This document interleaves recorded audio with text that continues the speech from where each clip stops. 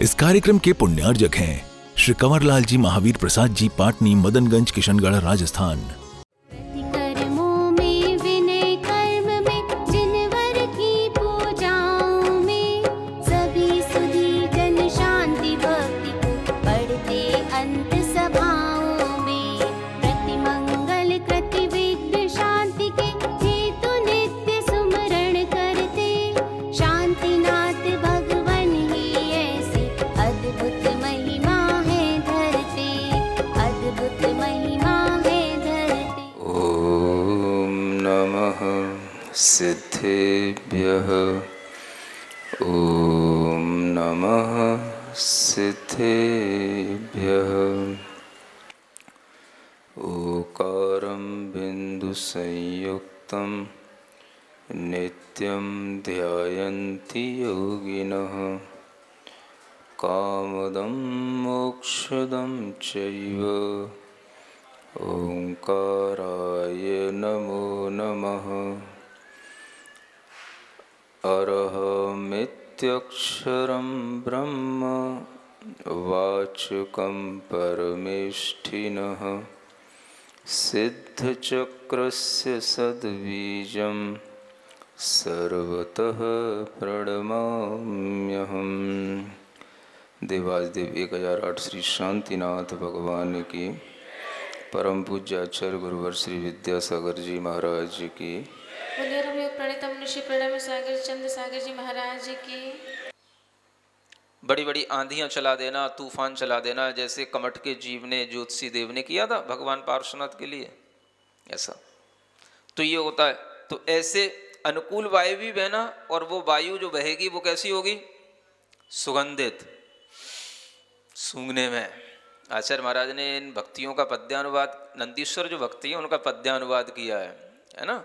तो वहाँ कहीं लिखा उन्होंने, जैसे नासा जो है सूंघती है, सुन सुन सुन सुन करती है ऐसा लिखा है। तो मतलब इतनी अच्छी सुगंधित आती है कि बस आपका मन होगा, कहना नहीं पड़ेगा, श्वास अंदर लो, गहरी लंबी श्वास लो, वो तो श्वास अपने आप ही लेने की इच्छा होगी, गहरी लंबी श्वास अपने आप, इतनी अच्छी है ना, स्मेल, फ्लेवर होगा उसका। तो वह सुगंधित वायु इस तरह की जब बहेगी तो अपने आप वह सूचना देती चली जाती है कि भगवान का इधर से विहार चल रहा है, हो रहा है। बड़े लोग जिधर से गुजर जाएं, वहां की हवा भी पीछे से कोई सूंघे तो पता पड़े कि हाँ यहाँ से कोई गुजरा है, कोई कारवा यहाँ से भी निकला है। ऐसे जैसे राजाओं की सवारियां भी होती हैं, और आप लोग भी थोड़ी थोड़ी उन्हीं की नकल तो करते ही हो। ब्याह शादियों में देखता हूं मैं, बारातें होती हैं तो आगे आगे लाइटें चलती हैं। अब धर्मचक्र तो मिलेंगे नहीं, आगे धर्मचक्र भी कद से आ रहा है, तो क्या है, लाइटों के अंडे है ना, वो आगे आगे चलते हैं। कुछ ऐसी मशीनें चलती हैं, घूमने वाली चक्रियां, जिसके माध्यम से थोड़ी थोड़ी सी फुहारें भी आती हैं, कुछ सुगंधित हवा भी आ सकती है उससे। तो इस तरह के वातावरण बना करके आप लोग भी थोड़ा सा आनंद लेने की कोशिश तो करते ही हो। और ये सब कहाँ से सीखा आप लोगों ने? तो ये सब आपने तीर्थंकरों के विहार से ही सीखा।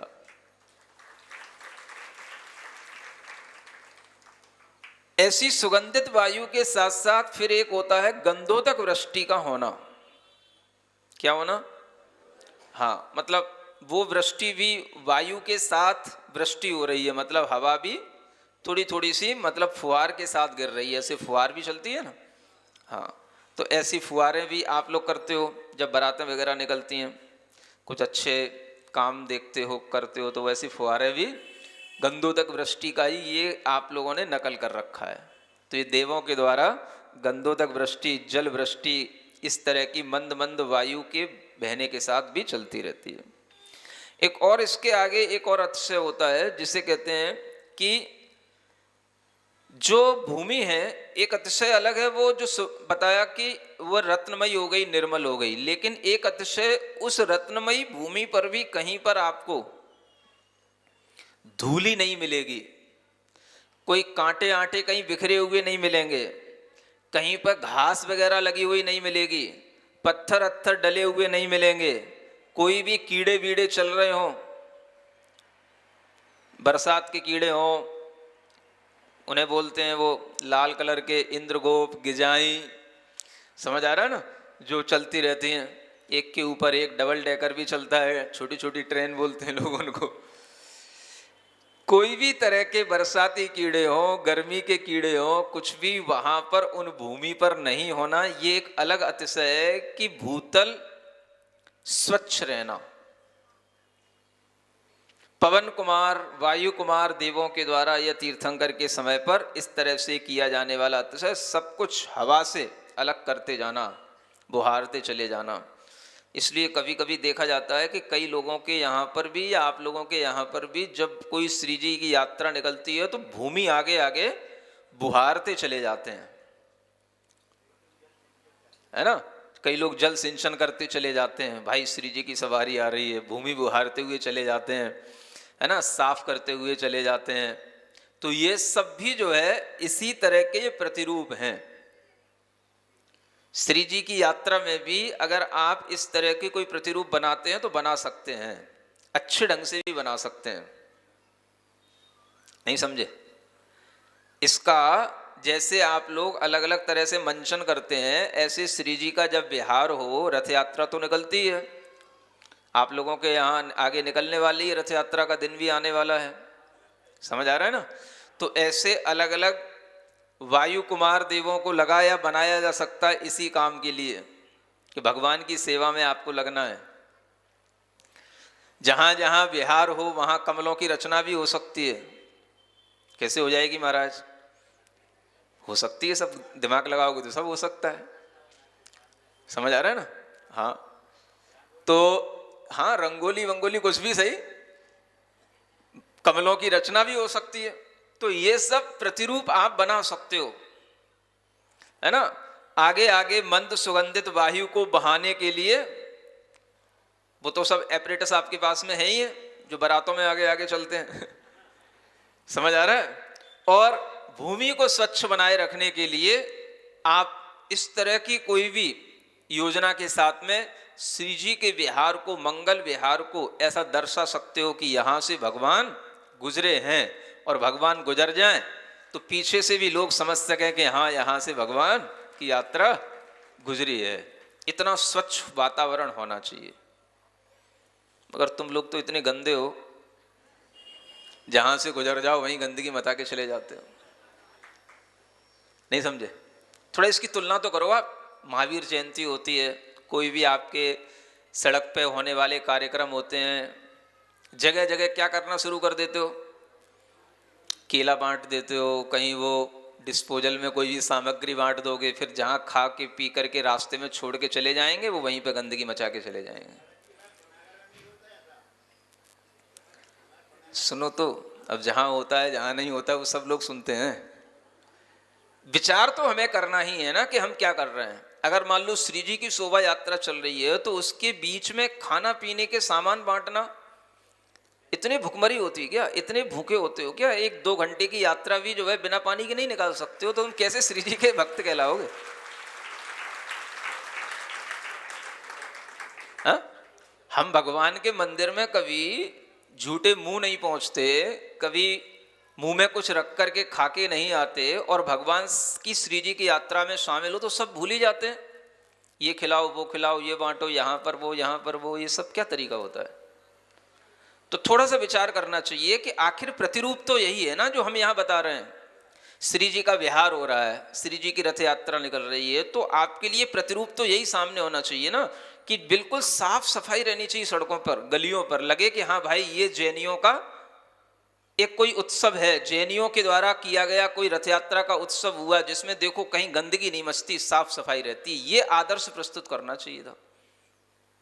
और उल्टा अगर होता है तो फिर आपने प्रभावना की कि अप्रभावना की, तो समझ लो आप। तो हम इन अतिशयों को इस ढंग से समझें, देखें। गंधोदक वृष्टि भी हम कर सकते हैं, समझ आ रहा है।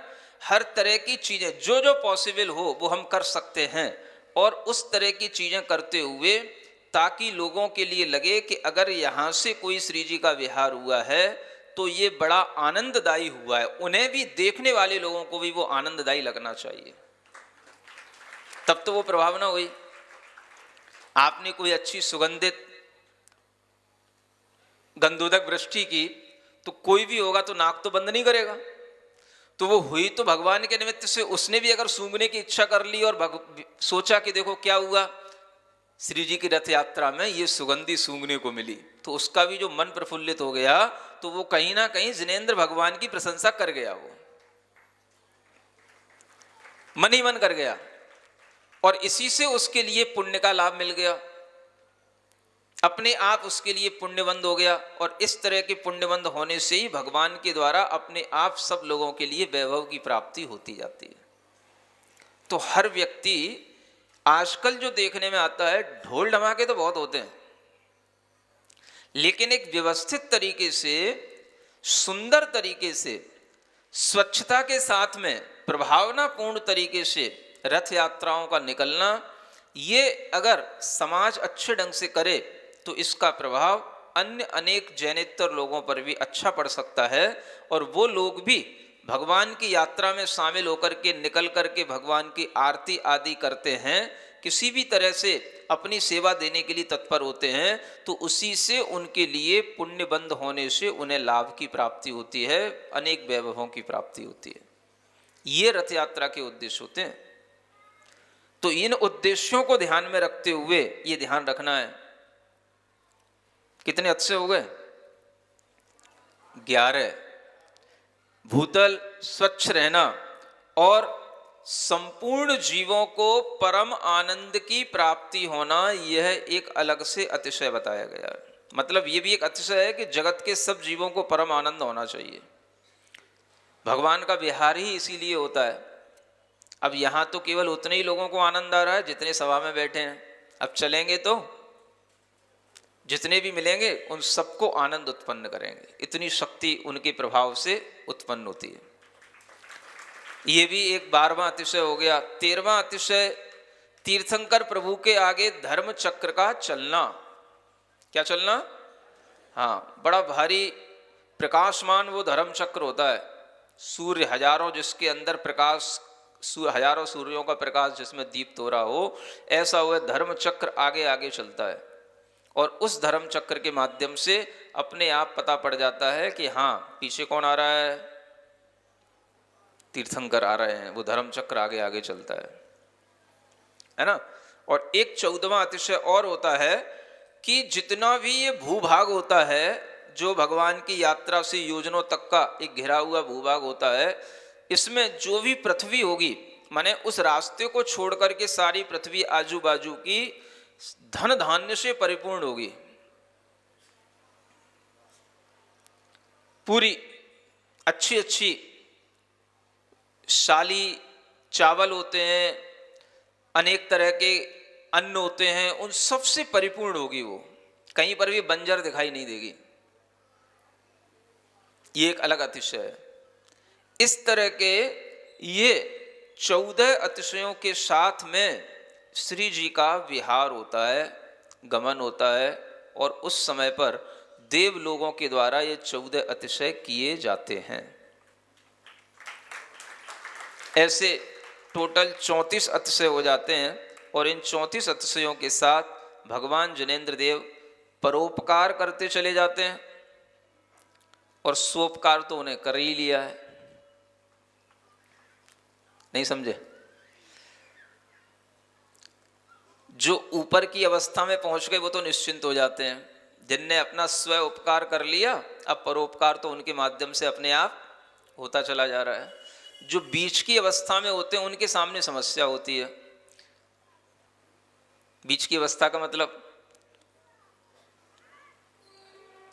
जिनके लिए अभी स्व उपकार पूर्ण नहीं हुआ, जैसे मुनि महाराज, तो उनके लिए समस्या होती है। वो स्व उपकार में ज्यादा लगे कि परोपकार में ज्यादा लगे। तो सामने वालों से पूछेंगे तो वो क्या आवाज आएगी? महाराज आपको तो क्या करना है? परोपकार करना है। स्व उपकार तो आपने कर ही लिया, आपने निर्गंध दीक्षा ले ली, आप अपने सटावश्यक पालन करते रहते हो, इतना ही स्व उपकार आपके लिए होता ही रहता है, ज्ञान ध्यान आप करते ही रहते हो। अब इस स्व उपकार को अगर बढ़ाया जाए तो कहीं परोपकार में कमी तो आती है, नहीं समझे? मुनि महाराज का आहार ग्रहण करना भी एक स्व उपकार है कि परोपकार है? क्या है? बताओ। बाकी तो सब मुनि महाराज का निज आश्रित है, वो तो सब स्व उपकार हो गया। अब केवल एक ही चीज बचती है जिसके लिए वो अपना स्थान से बाहर निकलते हैं, वो क्या है? तो वो परोपकार है। समझ आ रहा है? तो परोपकार में महाराज आप इतना तो परोपकार करते ही रहो, इस परोपकार में कमी क्यों हो जाती है? तो ऐसा भी विचार करने लग जाते लोग। तो जब ये परोपकार छूटेगा तब स्व उपकार और बढ़ेगा। समझ आ रहा है ना? तो जब स्व उपकार बढ़ने लगता है तो लोगों के लिए थोड़ी बेचैनी होने लग जाती है। भगवान शांतिनाथ के समौ शरण में ही स्व उपकार करने की अच्छी भावना उत्पन्न हो सकती है सब जीवों में और हम में भी। समझ आ रहा है ना? तो ये स्व उपकार कहलाता है। थोड़ी देर के लिए कभी कभार परोपकार को थोड़ा सा रोकना भी पड़े तो रोकना पड़ता है, लेकिन कई बार देखने में सोचने में लगता है कि वास्तव में ये भी एक कितना बड़ा भाव है कि देखो यहाँ पर एक परतापुर से लोग आए हैं, है ना? वो मुक्तागिरी के पास का वो स्थान है परतवाड़ा, हाँ सॉरी परतापुर तो राजस्थान में हो गया, परतवाड़ा, है ना? कि वह मुक्तागिरी कहते ही हमें याद आ जाती है, क्योंकि वह मुक्तागिरी सिद्ध क्षेत्र ही वह क्षेत्र है जहाँ पर यह रूप धारण करने का हमें सौभाग्य मिला। बस बिल्कुल बॉर्डर है वो। उधर गए तो महाराष्ट्र और इधर देखो तो एमपी, बैतूल जिले में पड़ता जरूर है, हाँ एमपी में है जरूर, लेकिन वो बिल्कुल ऐसे ही स्थित है मानसोत्तर पर्वत की तरह है। समझ आ रहा है ना? उसके उधर गए तो महाराष्ट्र शुरू हो जाता है, परतवाड़ा, है ना, अमरावती, ये सब कारंजा उधर शुरू हो जाता है। तो लोग तो वहां पर ज्यादातर, जब मुक्तागिरी में प्रवास था तो ज्यादातर लोग तो मिलते थे जिनके लिए परोपकार किया जाता था। वो श्रावक जो होते थे वो महाराष्ट्र के ही ज्यादा होते थे। समझ आ रहा है? और वहां के, अब देखो कोई भी लोग हैं भावना लेकर के, अब मान लो दूर दूर से आते हैं, हम महाराज के दर्शन करने आए, महाराज के लिए क्या करना? अब महाराज ने स्व उपकार करने की ठान ली, अब वो हार कैसे दें?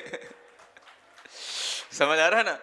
तो कई बार इस तरह की स्थिति में भी ऐसा मतलब विचार तो आता ही है कि ये स्वोपकार और परोपकार के बीच में बैलेंस कैसे बनाया जाए, है ना? तो वो फिर भी जैसा जैसे समय मिल जाता है वैसे वैसे बैलेंस को बनाने की कोशिश की जाती है। बात वही होती है जैसे आप लोग विचार करते हो ना, बोलते हो मौका देखो चौका, हाँ बस ऐसे ही मौका देख करके चौका लगाने का भाव आता है कि जब भी कभी लगे कि हाँ भाई अब ये थोड़ा सा बीच बीच में स्वोपकार का भी समय हो तो वह कर लेना चाहिए। तो आप लोगों को यही ध्यान में रखना चाहिए कि अगर कभी ऐसा कोई प्रसंग आता है तो माने मुनि महाराज क्या कर रहे हैं? अब स्वोपकार में लगे हैं। क्या? अगर वह परोपकार नहीं कर रहे हैं तो क्या कर रहे हैं? लेकिन आप लोग कुछ गलत भी सोच जाते हो, हैं? महाराज कहीं गुस्सा तो नहीं? ये कौन सी तुम लोगों की एक थिंकिंग होती है भाई, समझ में ही नहीं आता है? गुस्सैल आदमी कभी इतना अच्छी प्रसन्नता से बोलेगा क्या? है? तो तुम लोगों की ये इतनी नेगेटिव थिंकिंग क्यों बनी हुई है मुनि महाराजों के प्रति? अच्छा महिलाएं बोलती हैं? महिलाएं कह रही तुम लोग बोलते हो। तो कुल मिला करके अपनी थिंकिंग को बी ऑलवेज पॉजिटिव। समझ आ रहा है ना? हमेशा ये भाव रखो कि यह जो तीर्थंकरों के द्वारा बताया हुआ मार्ग है यह स्व परोपकारी मार्ग है। तीर्थंकर भी स्व उपकार के साथ साथ परोपकार कर रहे हैं और मुनि महाराज भी स्व उपकार के साथ साथ परोपकार कर रहे हैं। चूंकि वह स्व उपकार अभी पूर्ण नहीं कर पाए, इसलिए थोड़ा थोड़ा बीच बीच में स्व उपकार की थोड़ी सी गति बढ़ा लेते हैं, तो परोपकार में कमी सी दिखाई देती है। लेकिन इसका मतलब भी आपको यही समझना चाहिए कि मुनि महाराज या तो स्वोपकार कर रहे हैं या परोपकार कर रहे हैं। ठीक है ना। तो ऐसे स्व पर उपकारी जो पंच परमेष्ठी होते हैं, उन पंच परमेष्ठी के स्मरण से, ध्यान से हमारे अंदर भी ये ज्ञान आता है कि हम भी इसी तरह से अपने जीवन को आगे बनाएं कि हम भी स्व उपकार और पर उपकार के पात्र ऐसे बन सकें। इस तरह की सीख भी हमें तीर्थंकरों ने दी है। अब आगे दिव्य ध्वनि का वर्णन आएगा। अब भगवान की दिव्य ध्वनि में किसी भी तरह के दिव्य उपदेश हो सकते हैं। समझ आ रहा है ना। हाँ, कोई भी विषय सरल भी हो सकता है, कठिन भी हो सकता है। अब प्रथमान योग का विषय तो खूब हो गया, कभी करणान योग का विषय भी आ सकता है, कुछ भी आए, लेकिन सुनना तो है आपको। सब सुनोगे कि नहीं।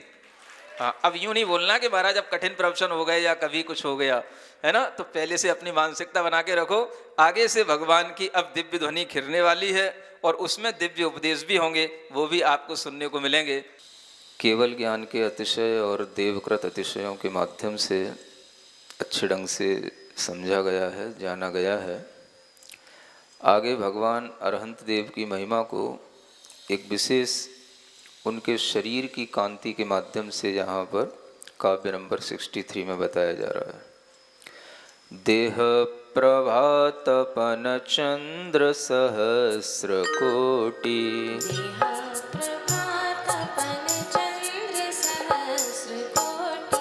तेजोधिका दिवस रात्रि करेण किं स्यात्,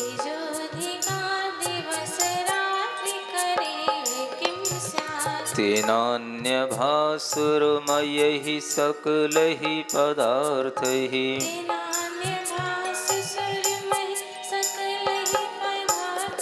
छाया तनोर्भुवि कदापि न दृश्यते ते,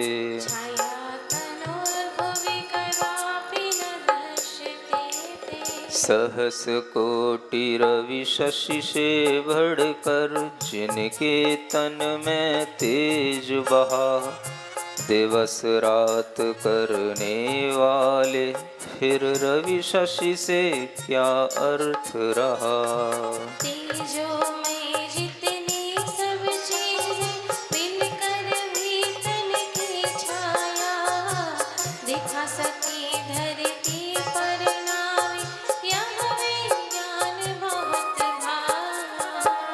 यह विज्ञान बहुत भाया।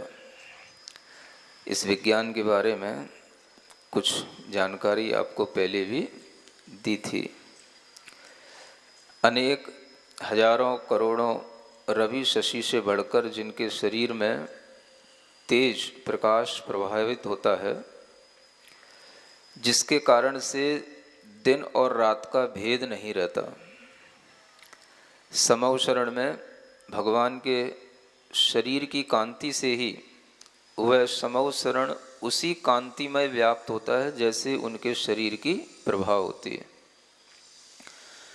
अगर भगवान के शरीर का रंग लाल होता है तो सारा समवसरण भी लाल लाल दिखता है। आप सब, हम सब भी वहाँ लाल लाल दिखाई देंगे। और अगर भगवान के शरीर की कांति स्वर्णमय होती है, सुनहरी होती है, पीली आभा लिए हुए होती है, तो वहाँ पर बैठे हुए सभी सभासदों की कांति भी वैसी ही हो जाती है। यह सभा के अंदर जो उनकी कांति का प्रभाव दिखाई देता है, यह बताता है कि उनके समक्ष सूर्य और चंद्रमाओं के जो प्रकाश हैं या अन्य भी कोई मणि रत्न आदि जो तेज उत्पन्न करने वाले, प्रभाव उत्पन्न करने वाले जो भी पदार्थ होते हैं, वो सब मिलकर के भी भगवान की प्रभा से बढ़कर के नहीं हो पाते हैं। और इसी कारण से उनके शरीर की कहीं पर छाया नहीं पड़ती। अगर केवल प्रकाश ही प्रकाश होगा तो उसकी छाया नहीं पड़ेगी। अगर प्रकाश आगे पीछे ज़्यादा है और जो वस्तु है उसका प्रकाश कम है, तो उसकी छाया सामने पड़ती है। कई बार कई लोग प्रश्न करते हैं, महाराज जिन बिंब हमारे मंदिर में विराजमान है, फर्श इतना चमकीला बना दिया है कि अगर थोड़ी सी सूर्य की लाइट आती है तो वह भगवान की छाया उस जमीन पे दिखाई देती है, जमीन में भगवान का प्रतिबिंब दिखाई देता है। तो ऐसी स्थिति में क्या करें? इस तरह की जो समस्याएं आती हैं, ये समस्याओं का मूल कारण क्या हुआ? भगवान की जो बिंब है उस बिंब के प्रकाश में कमी होना, और जो आपने इधर उधर लाइटिंग कर रखी है, अन्य चीज़ों का प्रकाश बढ़ा दिया, उसके कारण से वो भगवान की छाया वहाँ पर प्रतिबिंबित हो गई। अगर वस्तु का प्रकाश ही अधिक होगा तो उसकी कभी भी छाया नहीं पड़ेगी। ये बहुत बड़ा एक साइंस है, ये आपको बताया था। कोई भी कैमरे में हम कोई चीज़ कैप्चर करते हैं, किसी भी तरह का फोटो लेते हैं, तो वो तभी पॉसिबल होता है जब हमारी उस वस्तु की लाइट जो है कम हो और हमारे कैमरे की लाइट जो उसको कैप्चर कर रही है वो ज़्यादा हो। तो ये साइंस हमें ये बताता है कि भगवान की दिव्य जो आभा है उसको कोई भी ना तो अपने कैमरों में ले सकता है, न किसी भी तरह से उनकी छाया किसी रूप में प्रतिबिंबित हो सकती है। इसलिए छाया से रहित शरीर होना ये भी एक अतिशय बताया गया। और इसी के साथ साथ ये बात विशेष रूप से ध्यान रखने योग्य है, नेत्रों को तृप्त करने वाली उनकी प्रभा होती है। अगर आप सूर्य की प्रभा को देखेंगे तो सूर्य फिर भी एक चुभन पैदा करता है। हम सूर्य के सामने अपनी आंखें नहीं टिका सकते। सूर्य की किरणों को देखेंगे तो हम आंखें बंद कर लेंगे, थोड़ी देर चंद्रमा की आभा को तो देख भी सकेंगे, लेकिन सूर्य की प्रभा को नहीं देख पाते। तो यहाँ पर यह बताया जाता है कि भगवान के उस देह में प्रभा इतनी अधिक होते हुए भी वह सूर्य की प्रभा की तरह चुभने वाली नहीं होती। पलकें झपक जाएं, हम उसको देख ही ना सकें। जैसे आप कभी दोपहर में सूर्य देख के देखना, कैसे देख पाते हैं? देख नहीं पाओ, क्योंकि उसकी किरणें तीक्ष्ण होती हैं। तो भगवान के शरीर की प्रभा तो अधिक होती है, सूर्य से भी अधिक होती है, चंद्रमा से भी अधिक होती है, लेकिन वह किरणें जो होती हैं, आभा जो होती है, वह इतनी सुखद होती है कि वो नेत्रों को तृप्त करने वाली होती है। और इस बात का वर्णन बड़े बड़े आचार्यों ने भी अपने ग्रंथों में किया है। समयसार जी ग्रंथ की टीका लिखने वाले आचार्य अमृतचंद जी महाराज ने भी इस प्रकार की भगवान की दिव्य शरीर का वर्णन किया है। और अगर देखा जाए तो समोसरण में दो चीजें विशेष रूप से हमारी इंद्रियों को तृप्त करने वाली होती हैं। एक होती है यही नेत्र इंद्रिय को तृप्त करने वाला भगवान का रूप, जिसके माध्यम से हमारी नेत्र इंद्रिय तृप्त होती है। और एक दूसरी चीज आती है कर्णेंद्रिय को तृप्त करने वाली भगवान की दिव्य ध्वनि। समझ में आ रहा है? और क्या तृप्त करना है? बाकी तो सब अपने आप तृप्त होता ही रहता है। सुगंधी भगवान के शरीर से कितनी फूटती है वो तो सब बता चुके हैं। नासा उससे अपने आप तृप्त हो ही जाती है। भूख प्यास की बाधा नहीं होती तो रसना इंद्रिय का कोई काम नहीं। सुखद वातावरण रहता है तो उससे आपकी स्पर्शन इंद्रिय भी तृप्त होती रहती है। और मन तो और कोई चीज है ही नहीं, बस पांचों इंद्रियों में तृप्ति प्राप्त कर रहा है, उसी का नाम मन है। ऐसे वहां पर हम देखें तो हमें भगवान के समवसरण में जो पंचेंद्रिय जीवों के लिए मुख्य रूप से जो दो इंद्रियां होती हैं, कर्णेंद्रिय और नेत्र इंद्रिय, इनकी तृप्ति के लिए एक विशेष रूप से जो है चर्चा की जाती है। और उस चर्चा में आचार्यों ने भी कहा कि भगवान की जो ये आभा है ये नेत्र इंद्रिय को तृप्त करती है, और जो दिव्य ध्वनि है ये हमारी कर्णेंद्रिय को तृप्त करती है। और इन्हीं दोनों से वहां बैठे हुए सभासदों को बहुत अच्छी तृप्ति मिलती है। आपके लिए इन्हीं दो इंद्रियों के माध्यम से तृप्त होने की भावना होनी चाहिए। समोसरण में और कोई काम नहीं होता, केवल बस भगवान को देखो या उनकी वाणी को सुनो। बोलने का कोई काम नहीं होता वहाँ, खाने पीने का कोई काम नहीं वहाँ, किसी भी तरह के और कोई भी मनोरंजन का काम नहीं है वहाँ। वहाँ सिर्फ जो है इतना ही होता है, और उसमें भी लोग घंटों घंटों बैठे रहते हैं, देखते रहते हैं और तृप्त होते रहते हैं। इस तरह की जो व्यवस्था समोसरण की है, यह व्यवस्था को ही हम ध्यान में रखते हुए, जब नेत्रेंद्री की बात तो हमने यहाँ समझ ली, अब हम थोड़ा सा कर्णेंद्री की बात पर आते हैं कि दिव्य ध्वनि क्या होती है और उस दिव्य ध्वनि के माध्यम से किस तरह से वह भगवान धर्म आदि का उपदेश देते हैं। ये बात आगे के पद्य से पढ़ते हैं। पौर्वान्निकेऽपि दिवसान्तक मध्य काले पौर्वान्निकेऽपि दिवसान्तक मध्यकाले या मध्यरात्रि समये घटिका च षट् मध्यरात्रि समये घटिका च षट् दिव्यध्वनिः प्रसरति प्रभु वक्त्रतो हि दिव्यध्वनिः प्रसरति प्रभु वक्त्रतो हि कर्णद्वयमृतमयीव सुप्रष्टिरस्ति कर्णद्वये मृतमयीव सुवृष्टिरस्ति पौर्वान्निक मध्याह्न काल में शाम निशा के मध्य समय 4 बार यूं प्रतिदिन नियमित लेकर 6 घड़ी समय प्रभु मुख से प्रसरित होती वह दिव्य ध्वनि वे कानों में अमृत की वर्षा कर गिरती तृप्ति दे रही भावों में।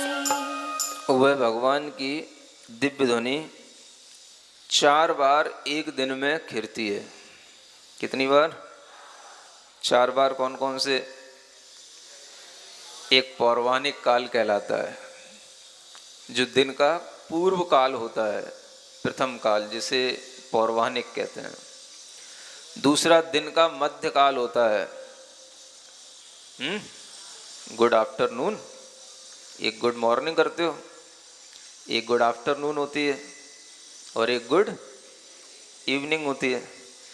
तो ये एक दिन के ये 3 काल हो जाते हैं, सुबह, दोपहर और शाम। और फिर उसके बाद में मध्य रात्रि भी, जब तुम सो रहे होते हो तो भगवान बोल रहे होते हैं। वह मध्य निशा के टाइम पर भी, जब तुम गुड नाइट करके सो जाते हो तो उस समय पर भी भगवान की दिव्य ध्वनि चलती है। और यह 4 बार इस तरह से प्रतिदिन नियमित 6 घड़ी तक के लिए खिरती है। सुन रहे हो? कितने टाइम? 6 घड़ी का मतलब है 138 मिनट। गणित बता रहे हैं लोग। एक घड़ी 24 मिनट की होती है। कितनी? हाँ, तो अब आप लगा लो 144 हुए, है ना? तो 2 घंटे से ज़्यादा हो गए। समझ आ रहा है ना? 120 मिनट से ज़्यादा हो गए।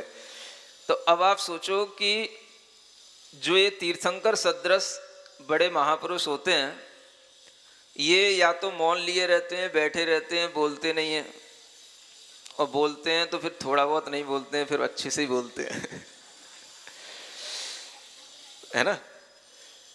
एक तो मौन लिए बैठे रहेंगे जब तक बोलेंगे नहीं, अगर बोलेंगे तो फिर 2 घंटे से पहले 2.25 घंटे से पहले रुकेंगे नहीं।